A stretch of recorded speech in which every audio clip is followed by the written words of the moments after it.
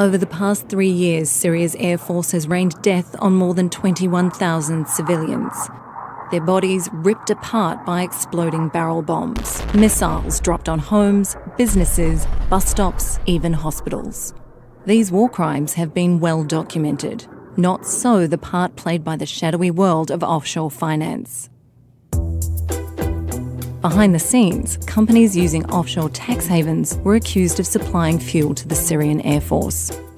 In 2014, multiple governments, including the UK and US, issued bans on doing business with these companies. But now, a new global investigation has revealed that a Panamanian firm helped these companies operate as attacks in Syria continued. That firm, Mossack Fonseca, is a key player in a sprawling, secretive industry that the world's rich and powerful use to hide assets and skirt rules by setting up front companies in far-flung jurisdictions. More than 300 journalists trawled through millions of leaked records from Mossack Fonseca to expose an alarming list of clients involved in bribery, arms deals, tax evasion, financial fraud, and drug trafficking. Behind the invoices, emails, and paper trails are real victims. In Russia, businessmen kidnapped orphan girls as young as 13, raped them, then sold them to others for sex. After this rape, I was aching all over. I started very much fearing men.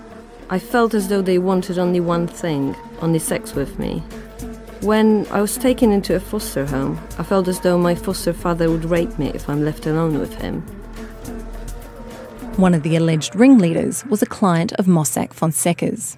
When the firm discovered their client was a pedophile, they decided they were not legally obliged to report his offshore business activities to authorities. In Uganda, a company that wanted to sell a prospective oil field paid Mossack Fonseca to help it avoid $400 million in taxes. It was simple paperwork. The company's address was changed from one tax haven to another. In a country where 1 in 3 people live on less than $1.25 a day, $400 million represents more than the government's annual health budget. Uganda spent years in court trying to force the company to pay its taxes. Meanwhile, hospitals in the shadow of the oil field lacked funds for even the most basic equipment. Patients slept on floors. They were asked to bring their own medical supplies, like sterile gloves and cotton balls. It was a surprise to me because I expected all this equipment to be at the health centre. When all these things are not there, nurses say we cannot work on you. At times, we are forced to leave and return home unattended to. Some women have lost their lives and babies. Uganda ranks among the worst 10 countries in the world for high maternal, newborn and child mortality rates due to a lack of access to good healthcare. The offshore industry has recently come under fire for enabling dubious activities like these.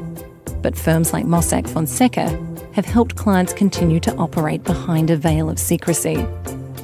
Until this shadowy world is held accountable, international criminals will keep doing business, tax dollars will be dodged, and bombs will continue to fall.